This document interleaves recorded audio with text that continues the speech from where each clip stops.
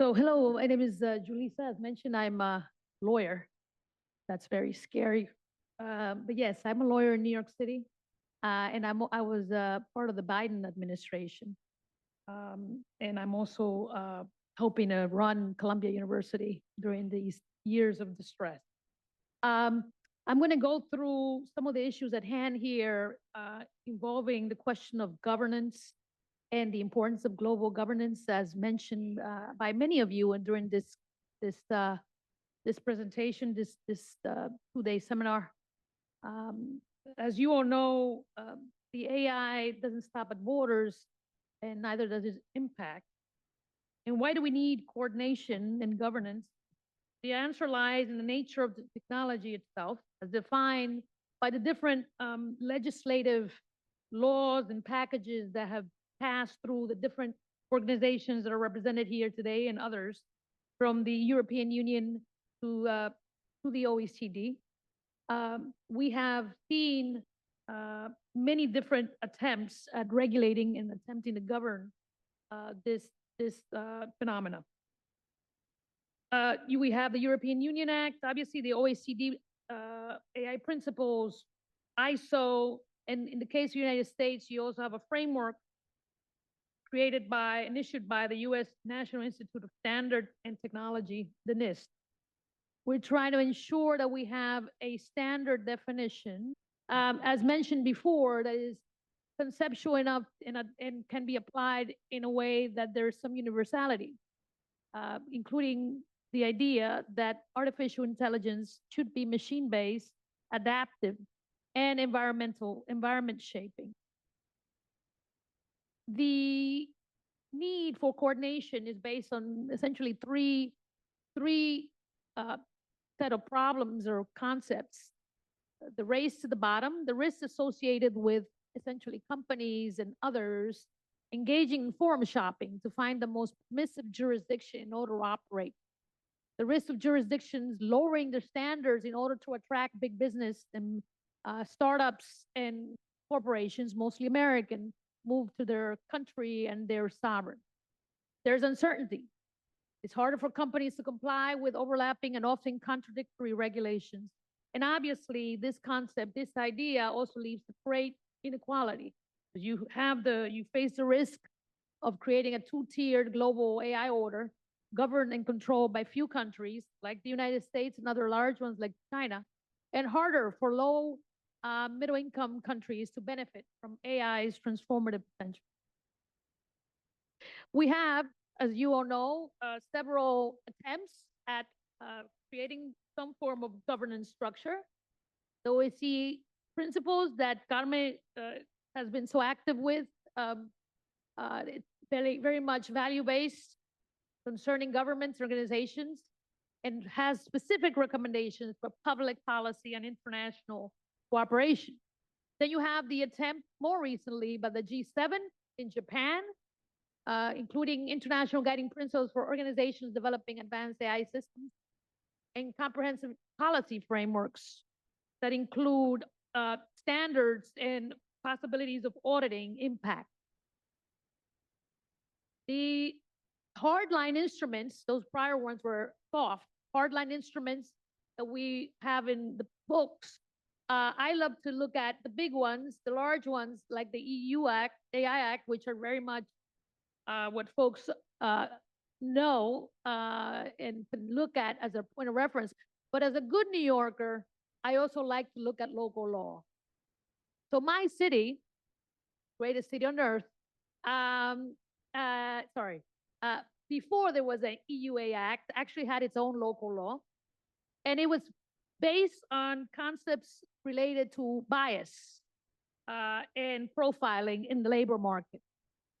And it issued this law that is in the book still today to ensure that there was no profiling, given the history of the United States in terms of race, with respect to hiring and using AI to target folks and not hire them or give them certain preferences because of who they were. And it promotes transparency and public disclosure and has a mandate in New York City that ensures auditing. There are also several UN initiatives, as we all know, related to ethics in AI, uh, formed around and centered on values of human rights and dignity, security, diversity, inclusiveness, and obviously the advisory body, which has been so important, and again, that Carmen and others here have been quite involved with. Now, how do we translate these principles and these general concepts into rules? One is the definition that as I mentioned, has been more or less applied in different and codified in different parts of different pieces of legislation and frameworks, including the EU, the OECD, and again, in the United States, this framework that is within not a rule or not a law, but it is a framework that is used by the Department of Commerce in its NIST guidance. How do we move forward in a pragmatic way to create risk-based to the EU Act, which is at this point the only act in the, that governs the European Union and others who do business there, including most of the American companies. There has to be a balanced regulation, a clear tiered framework that was described by Carmen, targeting specifically the high risk activity. There's a rights-based governance, and obviously, how do you scale this globally? How do you move forward in terms of inclusive participation as a governance position? There are obviously risks of exclusion, governance capture, and digital colonization by certain countries and by certain multinational corporations.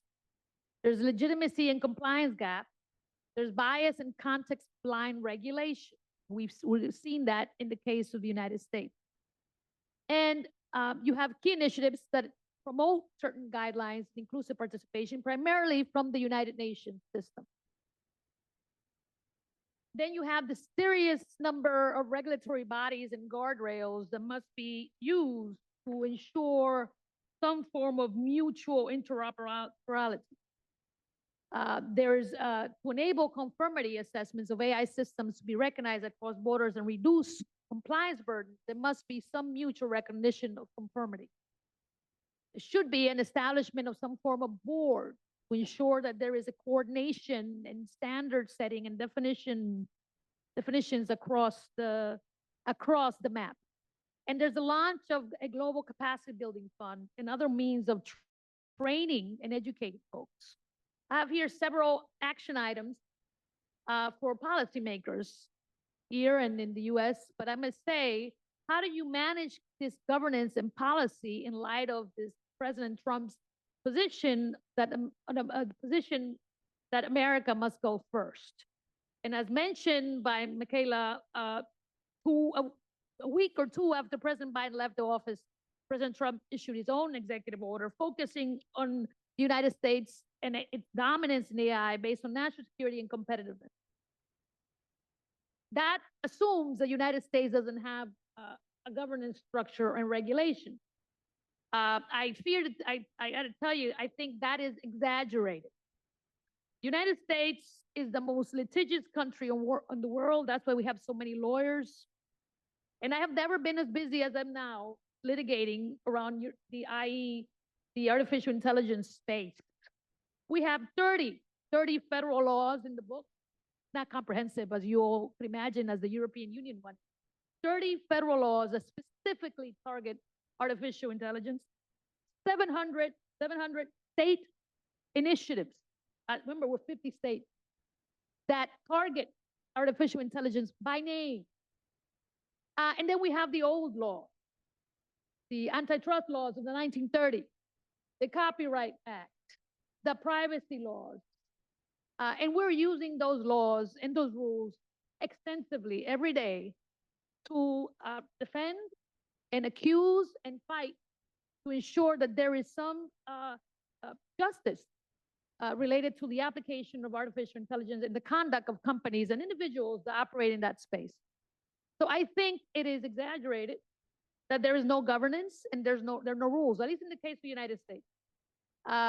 We have to do more because it is not coordinated. So we have clients that one day in the state of Connecticut have to do something, and the state of Texas have to do, and definitely if they go to Europe, they have to do something entirely different. So I think policymakers need to align their positions. We in the United States need to do that. We need to advocate for interoperability, promote one set of rules and standards. We should participate in these global dialogues and should incorporate risk-based approaches to what we do. Again, with the goal of promoting justice and fairness and equity, which is what this body and this city, town, country, state, where we're at, should focus on. Let me just say one last thing. United States is an incredibly Catholic country. I'm one of them. There are a bunch of them around here. I think we want to do things on behalf of to try to manage the America First model, which is, I think I've heard the last day and a half a lot of concern about U.S. supremacy and our egotistical tech geniuses. I think it's a little bit exaggerated, by the way, but that's okay. This is the place. This is the place that can help us manage that in a very, very organized way. Besides us relying on the 700 state packages of law that are trying to do that work. Why? How? This Vatican, this leader that we have has a direct channel to our government and to many of the leaders in the tech and government space that we call our United States of America. So between the laws that we have in the books and the great efforts lawyers are doing to try to promote some justice and some governance, we also have the political will of our president and our government and our Congress that is very much, could very much listen to the Catholic leadership we have in this sovereign Vatican state. So thank you.